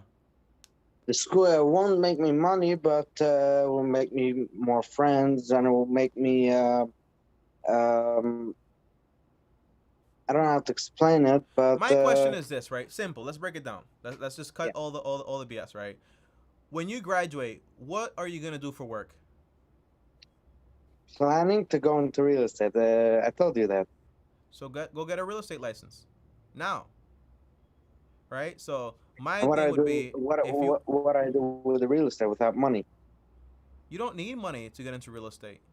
You see, there's real estate license where you're trying to do real estate sales and helping people sell their stuff or like rent their apartments, and then there's you trying to get into real estate, for example, trying to buy properties and so on. And you can't do that, for example, without any money. You're right, unless you want to get into crazy debt. But the idea is, if you want, this is the thing, I was talking about this stuff in earlier in the video in the live. It's the idea of apprenticeship. It's the old way to start business and get into being an entrepreneur. That means, for example, you work under someone. Does that make sense? Yes. So that means, yo, if I want to get into real estate, let me go ahead and work in a real estate office, learn from them, see exactly what they do, help people buy properties, help people rent, and all these things. So then when you really want to get into real estate and you actually have cash from that side because you're actually making money doing that, you're able to go ahead and invest, right? So my opinion is right now, what I would do is basically, if I'm you, I'm getting a job to make me money. I'm trying to get my real estate license at the same time simultaneously. And then, for example, once I get that license, I'm actually able to actually work that. And by the way, real estate is pretty cool because basically you only have to do it like after 5 p.m. Usually after you're done with your job, because that's the time where everybody else is actually done with their job, able to look at properties and actually rent things. So it's okay. So you can do the whole real estate thing while you have a full-time job, most likely also while you're going to school. So that way, when you're done with the whole school thing, I think you were doing it because of your parents or whatever. When you're doing this whole school thing and you graduate, that's okay. You graduated, but you also have, for example, for the past 3-4 years, you've been building, for example, a portfolio of clients that can actually help you fund your dream of becoming a real estate investor. Does that make sense? Yep. That's what I would do if I were you right now. On So it. A, get a job, whatever it takes, and then B, start working on getting your real estate license. That's the whole Passion. idea. And don't procrastinate. That's the thing. Like a lot of times, people say that you have to start a business with passion, or a lot of times people say you got to start a business not what you like, what is the best in the industry now. Okay, so my opinion on starting a Just business. asking. What was that?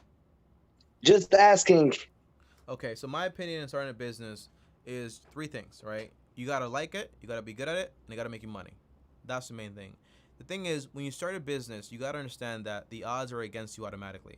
Most people that go into business, they don't make enough money, and most of them usually go bankrupt, meaning it's very hard. Now, this means, for example, if you don't like this very hard, difficult task ahead of you, the likelihood of you pursuing it when there's no money coming in is very low, very slim. So that's why you gotta like it. Now, if you're not good at it, most likely it's gonna fail. And if it doesn't make you money, it's just a waste of time, or for example, just a hobby. Initially, it probably won't make you that much money, but you gotta have a plan and a way to actually make money. So if you're asking me, Tommy, what industry do I pick? What do I do? What's the best thing? What this tells me is basically, what you're asking me, what you're telling me is basically you haven't tasted enough things. Meaning you gotta go out there and just try different things. So you tell me I wanna do real estate, try the real estate thing. If it doesn't work out, try something else. And it's kind of like a girl. When you find the girl that's for you, you'll know, right? It's just that simple. So when you find the thing that actually clicks for you, you'll know. And it's not just money related. Here is an interesting fact. The average millionaire never made over $100,000 a year. So it's not just money related. It's more about you gotta like what you do, you gotta be good at it, and of course the money part. But making, for example, $50K to $80,000 a year is gonna be more than enough, and you will be solid to go. Does that make sense? Yep. But that's a problem for tomorrow. For today, you just gotta get a job. You know what I'm saying? So start 100%. applying. Yeah. Target. You live in New Jersey, right, or New York? I live in New Jersey, and my school is in New York. You should apply for B&H. B&H actually is you. Yeah, B&H. Yeah, they have like a big community over there, but they pay really good. The hours are great. The job is awesome. But again, you also gotta like that stuff too, because they'll know if you don't like it. Yeah. But yeah, you apply there. You try to get No, a I job don't there. like office jobs. I like physical jobs. Yeah. So then look, whatever you think you like, go get a job in it. But the big thing is, right? Initially, some of the jobs you get initially to fund your dreams or your side hustles are going to be things you just plainly don't like, but you like what they do for you. Meaning, when I first graduated college, I really wanted to do YouTube, and I had my side business also, made me some money, but I didn't have enough money, so I took this job at a data entry company, a New York sports club. It was like this gym thing. I hated that job so much. I couldn't stand it. It was like a 3-hour commute back and forth. I could not stand that job, I promise you. But the main thing was I liked what that paycheck did for me, because that paycheck allowed me to basically fund my YouTube channel, fund my business, make me more money. And then once those things made me money, I said, okay, peace, I'm out. You know what I'm saying? Then I went ahead and I quit. That's how it makes sense. But initially, you won't like every aspect of it, but just go ahead and make the sacrifice. You get into it. But what you're working on the side, make sure that right there you actually like. So you try the real estate thing, make sure you like it. Or try getting a job in real estate where maybe you're taking pictures, or you're just basically cleaning the floors, whatever it takes to just know Checking out something. properties. Exactly. That's the whole idea. And do all the research on it. So if you want to do the real estate and you know that's what you want to do, read all the books on it, right? Very important. Read all the books on it. Find out what the best people in the world know about it, because you might not be able to talk to Grant Cardone, Dave Ramsey, maybe Charlie Munger. People are really good at real estate, but they have books on it. So you're able to read. And by the way, don't just read one book, read multiple books, because some people, they might be good at one thing, but they might be bad at one thing else. So you want to read all the books and kind of develop your own way of thinking when it comes to real estate and your own plans. Make sense? Yep. You gotta read and read and read. Yeah. Read and practice. Put it into action, because reading by itself is just trash. It's just you accumulating trash. You got to put it into action. Right. All right, brother? Any more questions, or you're good? Yep. Nope. I just came up to say hi. Thank you, bro. Appreciate you a ton, man. You're the first person to come on. Appreciate you a ton, and God bless you, man. Appreciate you. Yep. Goodbye. All right, guys. So that right there was awesome. I love you guys, man. I love talking to you guys. Let's go ahead and take a look at the chats, see what else is popping, see what else is going on here. I need to figure out how to run up the views, though. I need to raise my rank so far. You have one video, I have second video uploading, and I speak 10 hours long and bonfire video. I think Johnny right here is talking about YouTube and run up.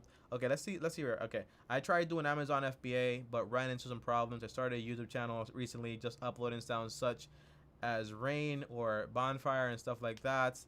And I decided to try drop shipping. What it sounds to me is like you're trying a lot of things, right? And that's the problem with a lot of entrepreneurs. You know, entrepreneurs, a lot of the times, they're very indecisive. I'm the first one, okay?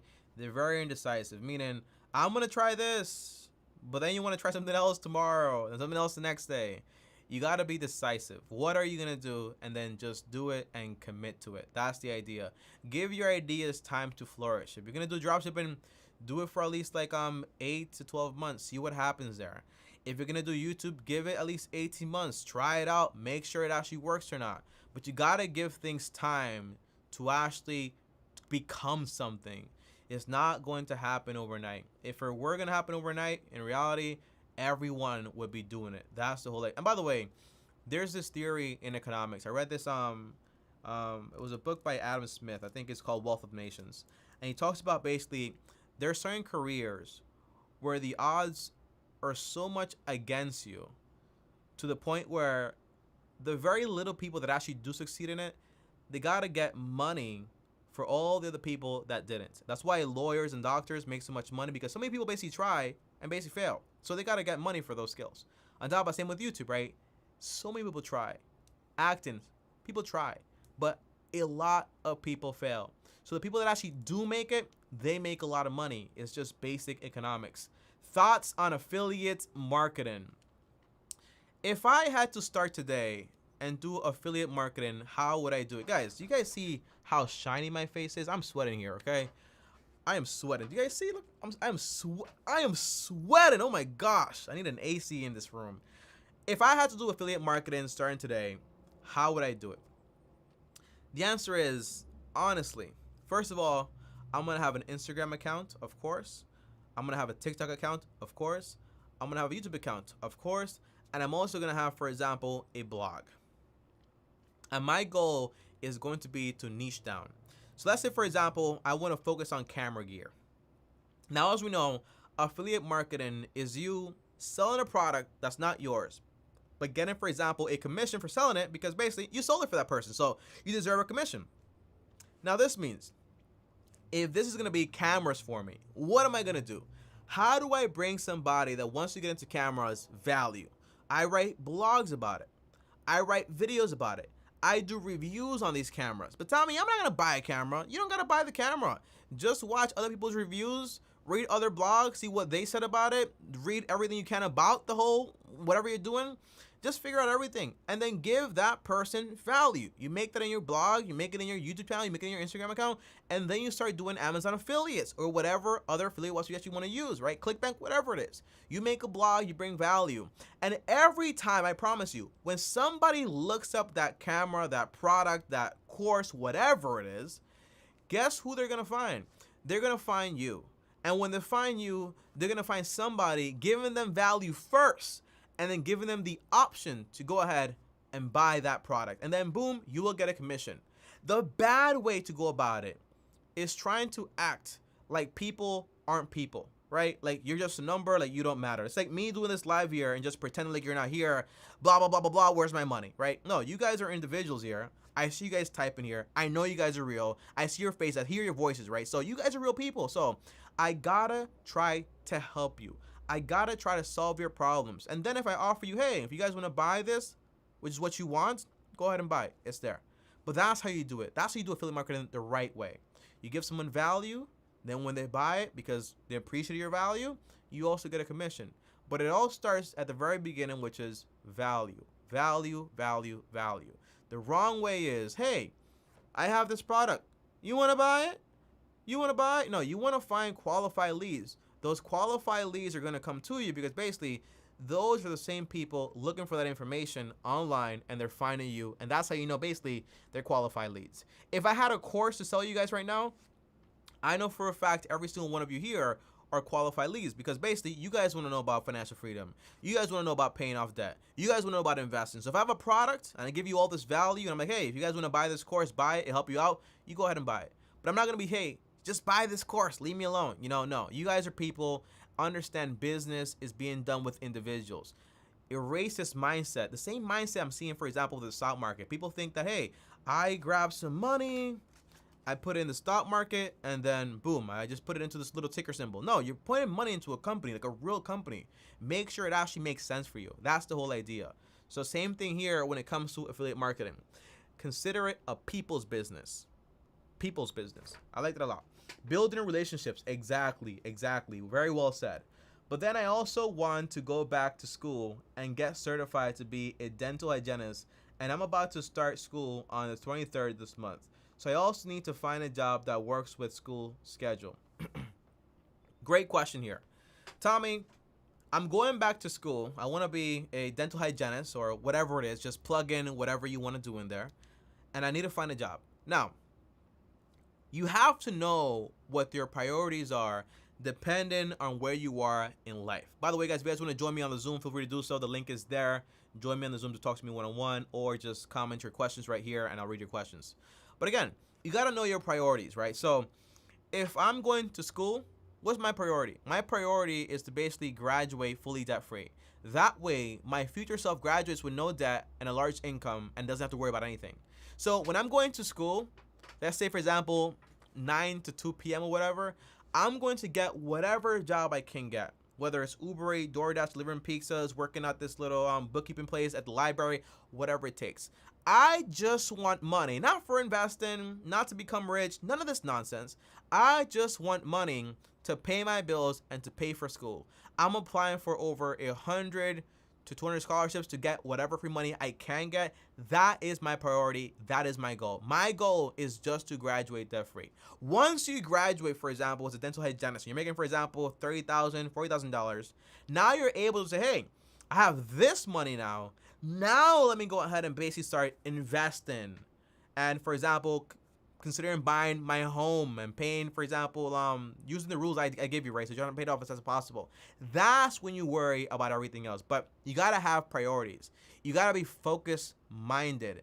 A lot of entrepreneurs today is like, we're like goldfish, you know like the goldfish story where they have like this memory span of like 3 seconds. Like I want to do school. What's this over here? Drop shipping. Oh, what's this over here? You gotta cut that out, man. You gotta cut that out. You gotta focus in, lock into what you're gonna do, have that priority in mind, and then just forget about everything else. That's the goal right there. What are your thoughts about car detailing business? I just did a video today about the car wrapping business. That's a crazy industry, right? That's a crazy industry. The idea is, behind every business, there's a person, right? There's a boss. There's someone that's doing it better than you. So whether it's car detailing, whether it's car wrapping, whether it's like being a mechanic, whatever it is, my answer would be, if I want to get into that industry, my first step is going to be get a job in that industry, right? So I'm going to get a job for the person that's doing the best, for example, in my neighborhood or in my sector. That's going to be my priority. Once I have that job, guess what, right? I got that job. I learned this is why I love the old way of entrepreneurship. The old way is basically apprenticeships matter, because apprenticeships basically get you to learn all the information you need for free while you're also getting paid. Meaning, for example, hey, if I want to do car detailing, let me work for X, for this person right here. Where do you source your materials from? Where do you get this? How do you get your customers? How do you do this to make sure you save all the money possible? You know, you work for somebody else to get all the information you need. What is your budget on buying clothes and shoes? Great. The last time I bought a t-shirt was 2 years ago. Was it 2 years ago? I think I got some gifts, as some t-shirts as gifts, but I haven't bought a t-shirt in well over 2 years, you know. When I was buying t-shirts, I would just basically go to Goodwill. I would grab $20 and buy around 20 t-shirts or 10 t-shirts. And basically, that would be the t-shirt I basically use all the time. So clothes, I rarely ever buy clothes. My sneakers, the one I use on a daily commute or whatever, every day, have been with me for the past 3 years. I'm going to buy new sneakers. And when I buy, usually I buy quality sneakers that are going to last me a very long time. Now, don't confuse quality with price. Very different things. Because price, a lot of the times, is just branding. So, if I go into a store, you have Yeezys or you have the Adidas, right? Like the normal Adidas. Well, these Adidas are $60. The Yeezys are $300, right? Which I'm gonna buy, right? These ones, the Adidas, are just as good as the Yeezys for what I wanted to do. So, I buy quality shoes. I don't buy fake shoes. I don't buy bad quality shoes that won't last whatsoever. I buy quality shoes. I don't mind paying $60 or $90 for a pair of shoes, as long as it's good quality and it's gonna last me for a very long time. The shoes I have right now cost me, I think, when I bought them, $80, and they've been with me for 3 years, and they're still pretty solid. They're Adidas tumblers, something like that, but they're awesome. The way I see it is, if you don't need new clothes or shoes, just wash and reuse. You don't need 20 pairs of shoes. You're good with 3 to 4 pairs. Let me tell you something, man. I'm that person, you know. I had those 20 pairs of shoes you're talking about. I sold them all. I had all the t-shirts, I had all the jeans, I had all the fancy clothes. I sold everything. Now, there's a rule of having too much, where basically you have too much options and you just choose basically your default. Me personally, I have maybe I think I have 6 pairs of shoes, and I use 1 pair every single day. And another pair when basically I'm going out somewhere. And that's it. So you don't need that many whatsoever. So I just have a few shoes, like 6 pairs, and I basically just use 2 a lot of the times, more than often. I agree that you don't buy anything if you don't. Yeah, exactly. Goals versus systems.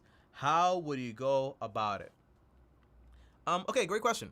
Goals versus system. How do you go about it? How does it work? Now, the question I'm interpreting is basically, Tommy, I can have a goal. I want $1 million, but what's the system to actually get there? Hopefully, I interpret that correctly, right? That's how I'm interpreting it. The real thing is basically, it's not one or the other, it's both, right? So back here is my entire little wall thing, and so far I've accomplished, for example, I got a car, so I'm good on that, so that's great. But I also have, for example, 500,000 subscribers. Let's say you want to have a goal. I love those SMART goal things, where basically the goals are simplified, they're measurable, attainable. I think the R stands for reachable or something like that, and the T stands for what? I forget. You know, I really forget. But the goal is, you want to make your goals. Here's how I do it. I write down my goal, right? A very attainable goal. I make it very specific, and I write down a plan to how I'm actually going to achieve it, right? And I create a system around that goal. That's the whole idea, right? But then on top of that, I know that this goal right here is very attainable. So then, I remember I read this in the Dave Ramsey book, and he was like, when you're making a goal, it's kind of like, imagine yourself, you have like a wall here, right? This is the wall, and this is your hand. And the idea is, when you make a goal very attainable, it's like you touching the wall. So what you want to do is make the goal right here, where you're barely touching it. But if you squeeze very hard, you're almost able to touch the wall. So you want to get your attainable goal and just add a tiny bit more, just to go a little bit beyond. He says basically, It's a little space to have God work his magic and basically help you out to actually get your goal. So that's how I set my goals. I have like the very attainable ones, but I have those ones with a very small gap to actually help me reach. Because right here, guys, right here, you're not touching it, but you're able to almost reach it if you really try, right? However, imagine if you have like this wall here and somebody tells you, I'll give you $1 million if you can touch the wall, but your hand is over here. There is no way in heck you're going to touch this wall. No way. So you just don't bother. You're unmotivated. But if you're here, you try your best and you're very close to touching it. That's the idea, right? So when setting up a goal, you want goals, you want to make them. And by the way, Zig Ziglar, look up Zig Ziglar on YouTube. Zig Ziglar setting up goals. He does a great job on this stuff. So you want to make your goals both like specific and all that stuff, but you also want to develop a system to actually get it. That's the way I see it. Specific, measurable, achievable, relevant, and time-bound. Yo, you got me, bro. You got me. Exactly. So that's what SMART goals stand for, okay? Specific, measurable, achievable, relevant, and also time-bound. If you have a goal with no deadline, it's ridiculous. You will never get it done. That's why when you were in college or high school or middle school, whatever it was, and they gave you homework, and they're like, oh, this homework is due at the end of the semester, and you're like, okay, you waited for the... Crazy story here, because this is true and it's relevant. I got a 19-page paper homework, okay? The minimum was to write at least a minimum of 19 pages. They gave us 3 months to write that paper. I promise you guys, okay?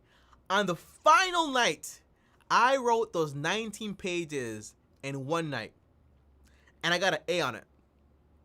It was the best paper I ever wrote in my life. But again, it was because basically my goal was not time bound.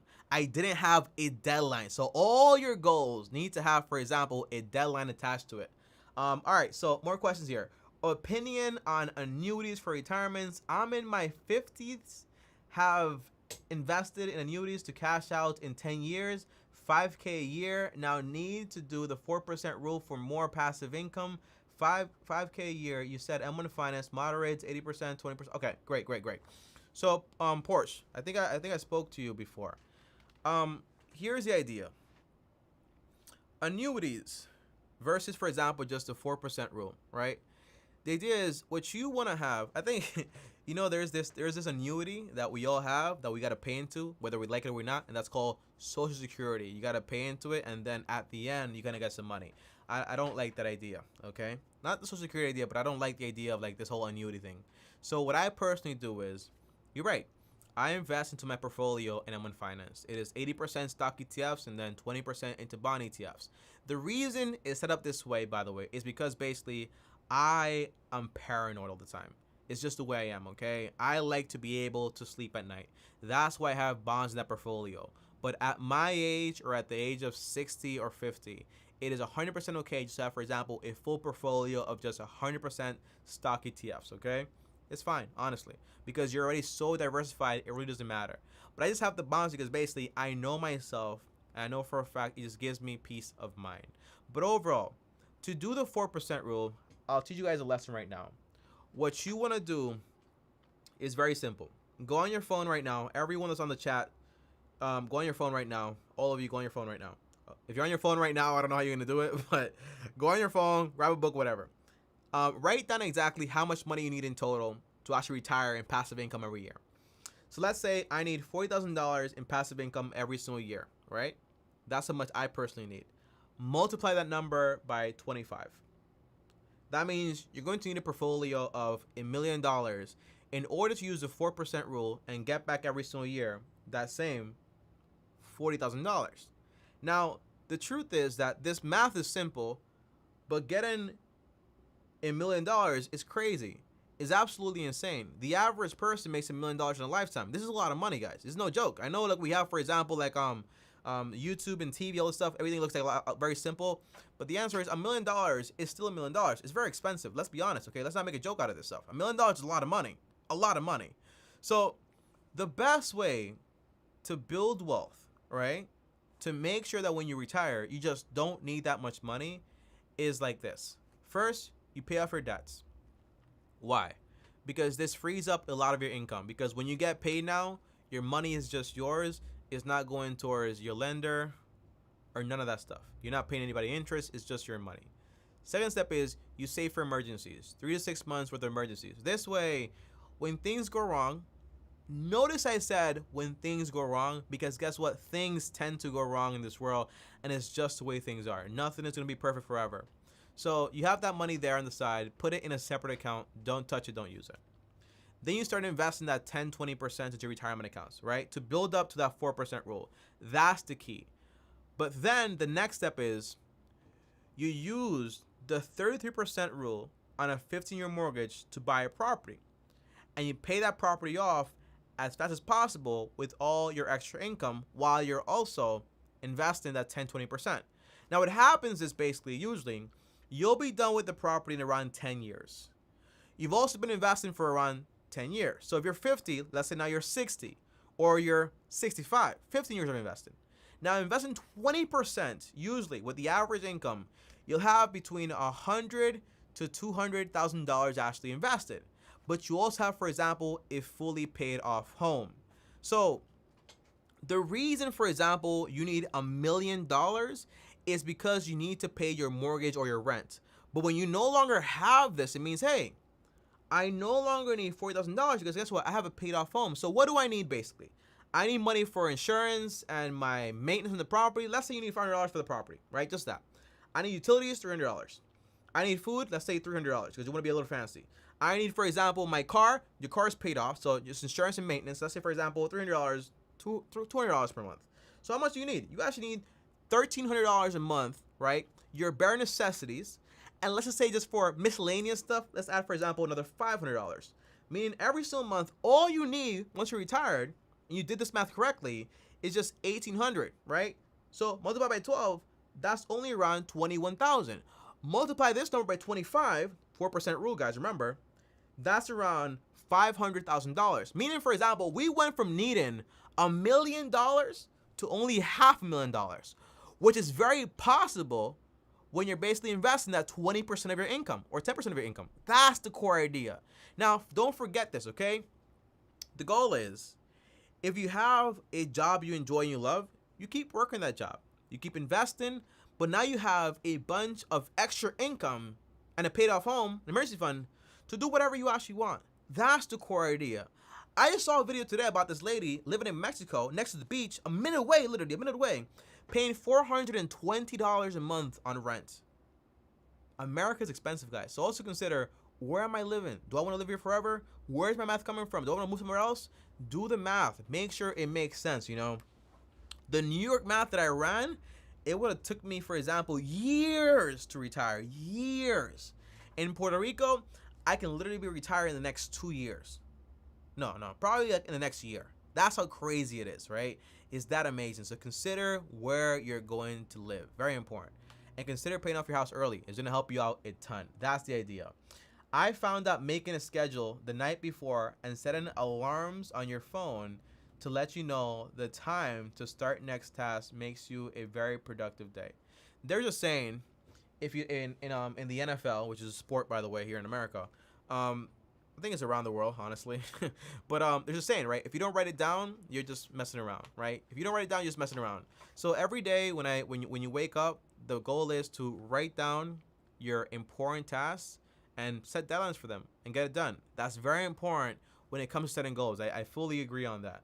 1 million is hard, but have my mind made up, and I want to be a millionaire one day. I'm just glad I decided to educate myself soon as I turn 20, and actually my birthday is in 2 weeks. I'm gonna be 21.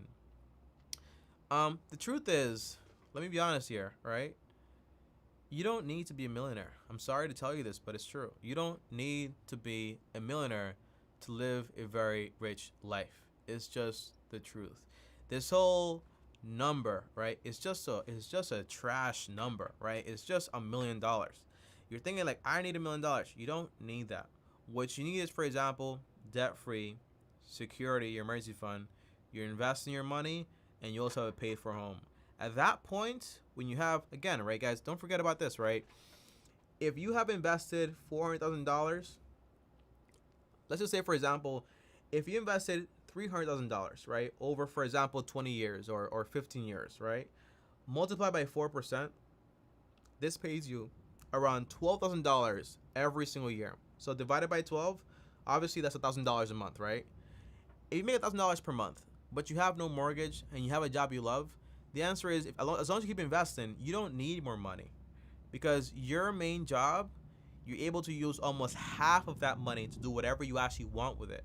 So me personally, I'll give you an example, guys, okay? I only need around 40K to retire per year, right? That's my goal. But it's more like I only need around like $27,000 a year. Now, what does this mean? When I have a paid for home, an emergency fund, my money in my investment account, all this stuff, and I have, for example, let's just say an income of 4K per month, right? Let's just say that 4K per month. What can I do with that money? I can use that money to buy a car I want to buy, go on vacation, do whatever I want with it, because basically that's just extra income. You don't need to be a millionaire. You got to understand, right? You got to understand, write down, right? What exactly do you want from financial freedom? What are the things you want?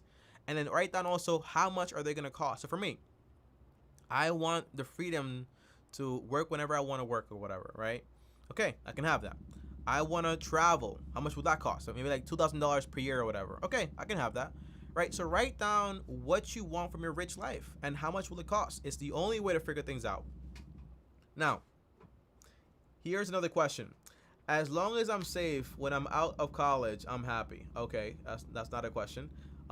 Guys, by the way, we are about to end this stream in the next 10 minutes. So write down your questions right now. It's the last call. And if you want to join me on Zoom, you guys are scared to join me on Zoom.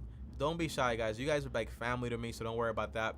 But again, I'm going to post a link again for Zoom. It is in the pinned comment. So if you want to join me on Zoom, click that link and basically just join me and talk to me one-on-one. If you do have any questions, you want to be the last person here to actually talk to me one-on-one.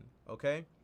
Thank you, Tommy. Let me see. Thank you, Tommy. Got a good advice. 500K in my portfolio sounds great. No credit card debt. Off home. Exactly.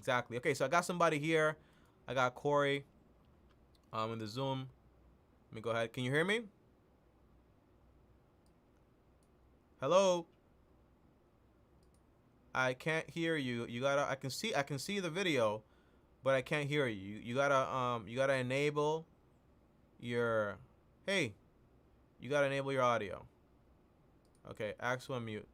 I can see the video. Hello? All right, But yeah, you gotta turn that off. You gotta turn off the live stream. Hey, you gotta enable your audio. Is that enabled? You gotta turn off your I muted Hello? you, which yeah, I can hear you now. Great. Okay, sorry. So I'm gonna have you on the Zoom right here. All right, so how can I help? So I basically am in a really good place. I live in a house that I just built. It's mortgage free. I'm really set onto my way for being. Stop. Congratulations. That is awesome. Okay. That is awesome. Thanks. All right, go ahead. I built a tiny house in order to pay for this house to be mortgage free. I lived in the tiny house for 5 years. And so basically where I'm at right now is I quit my job in April. I wanted to write a book about my tiny house experience, but I just have a quick question about like how to niche down more. As you probably know, the tiny house environment is extremely competitive. There's a lot of people who have tiny house blogs, who do tiny house tours. There's tiny house TV shows and stuff.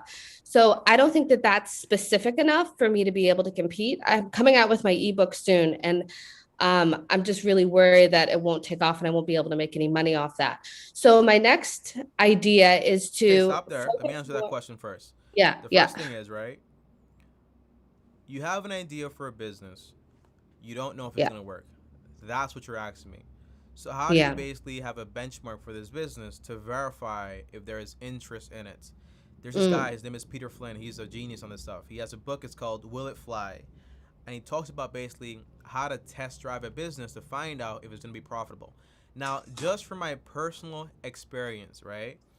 Whenever I wanted to start a business, I always did this. It sounds very sketchy.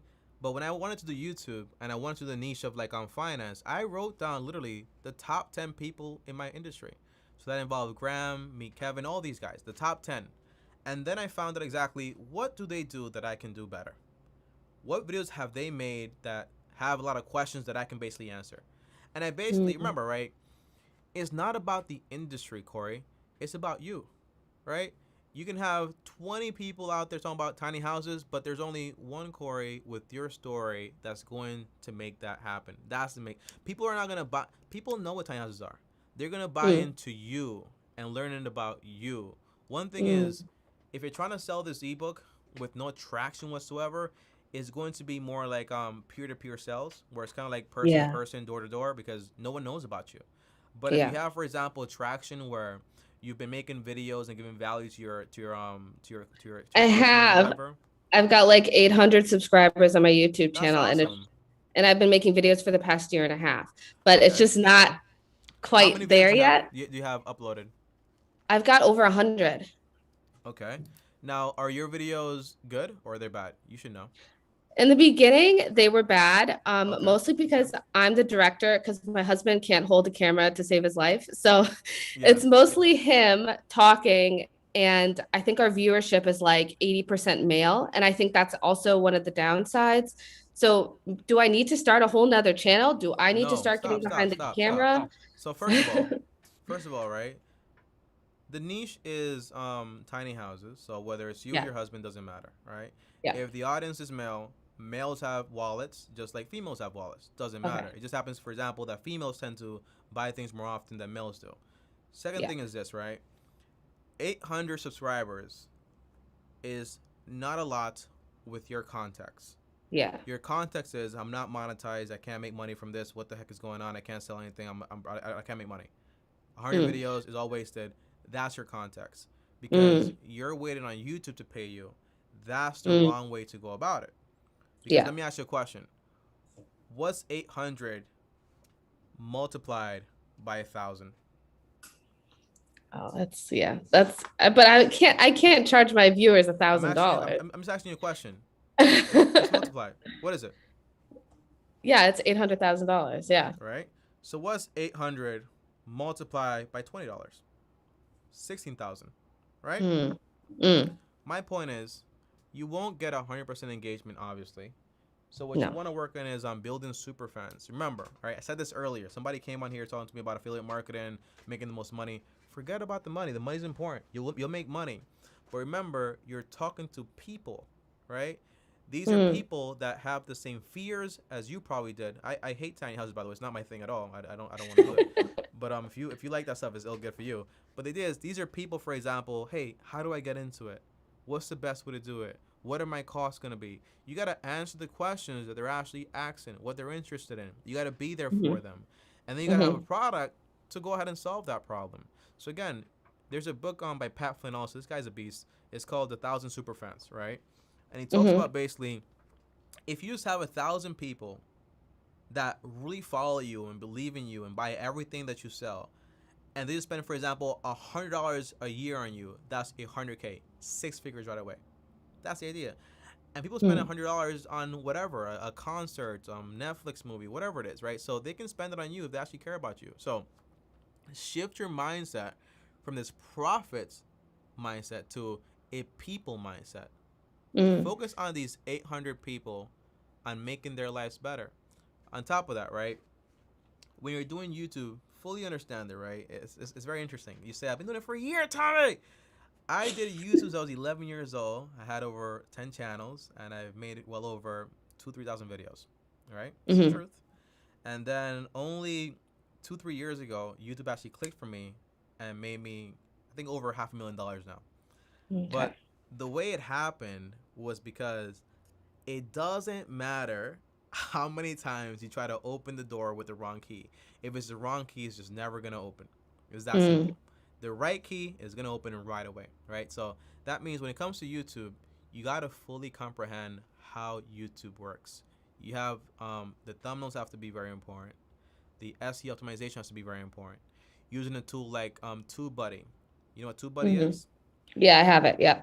Okay, great. So you use TubeBuddy to basically get you the best titles, get the best thumbnails. And then, for example, if you want to be talking to people on YouTube and all this stuff, practice, right? Practice your speech, practice talking in the mirror, practice everything. Find out, this is something that I did too. It's kind of cheeky, but I don't care. I went to my competitors' best videos, right? Their top videos on their channels. and I recreated those videos. Now it's not about copying people. We're not Picasso here. What we Mm. want to do is look at that person, their video, their comments, and find out what the heck did they miss. That's what you want to do. Mm. And then you want Mm. to fill in all those gaps, include yourself and your personality, because again, people are going to come back to you to see you. Mm. If I make I run the wrong approach in this also, but if I make, for example, 100K videos on YouTube, nothing's about me whatsoever. When things change, nobody cares about me. But when you focus on people and helping people, for example, if my YouTube drops, I can build an Instagram or whatever the next platform is, and I can carry my audience, because basically people like me. They want to help me somewhere because I've helped them too. So be people orientated. And Mm. then once you have, so this is your little homework here, right? Get the Mhm. book 1,000 Superfans by Pat Flynn. Mhm. Get Will It Fly by Pat Flynn also. And then get 2 to 3 books on YouTube and the algorithm and everything else. And just focus on really researching it and dedicate yourself to it. And I'm gonna Mhm. warn you one thing, right? Right now you're not making money from it, so it's kind of like all hands in. Do you have a job Mhm. right now?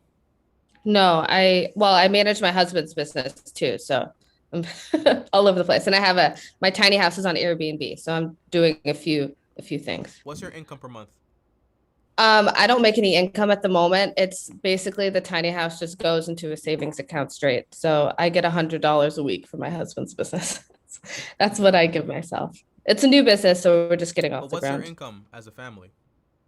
Oh, as a family, this year we'll probably make $80 to $100,000. So everyone that was about to laugh at them in the comments down below making $100 a week, there you go, $100,000 a year. That's a lot of money. You guys have any debt? No, So you're fully debt free. That's awesome. fully debt free. Yeah. And then you guys have money in investments? Yeah, about 100 grand in investments, and I've got some money. I live in New Zealand, so it's New Zealand dollars, so it's not as much as US. Yeah, but that is awesome. That is awesome. So look, right? So overall, as far as the financial steps, financial freedom, you're basically almost there. Because the first Yeah. step is becoming debt free. You've done that. You have an emergency fund Mm-hmm. for 6 months. Yep. If you want to get, for example, into the creative field or just feel a lot more comfortable, feel free to extend it up to 12 months. So Okay. if things do drop, you have at least a year to figure things out without having to dig, for example, into Yeah. your investment portfolio. As far as Yeah. investing, you can invest at 10, 20% into your portfolio. You already paid off your home. The next step is, for example, this is the last step, which you're already there, and that is awesome. Congratulations. Is just if you want to increase from 10, 20% to 30%, that's fine. But the rest of your money can just go towards more enjoying the life you guys earned so far. Mm-hmm. Just having more fun. But what it sounds like to me, you have a bunch of life in you and you want to do so much, and that's awesome. So just focus deep into YouTube, figure things out, and focus on people. Because again, it might not seem like a lot, but if you get, usually, right, in advertising and marketing, you can expect to get, for example, a conversion rate. If you're really good, maybe a 5%, right? Mm-hmm. Maybe 5%. So 800 multiplied by 0.05, that's around 40 people you can actually convert to actually buy your product. If your product costs, for example, $20, let's just say, for example, that's $800, right? If you build a subscription-based business or whatever, that's a lot of money per month or whatever it is. But again, money's not really your focus anymore. I know. Yeah. It's the But people. it'll be a part of it, right? But the good thing is that right now you guys have done great. I mean, so you live in a tiny house now, right? No. So we lived in the tiny house for 5 years Okay. because rent was so expensive. And we're like, well, my husband's very handy. So we built our tiny house for $20,000. We basically took all our $20,000. savings That's awesome. and we're like, we're going to go all in. We're going to pay ourselves back. We gave ourselves a year to get our $20,000 back into our savings account. And then we invested it and we went halvesies on a property with my parents. So they own the land and we built this house. We built it for 400 and it just got valued for 800. So Nice. it just doubled our Is it- money by Is finishing our it own paid house. off? Yeah, it's 100% paid off. Yeah. Awesome. Now, one thing Yeah. I would say is this, right?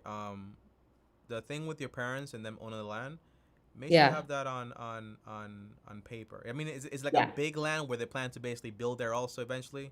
No.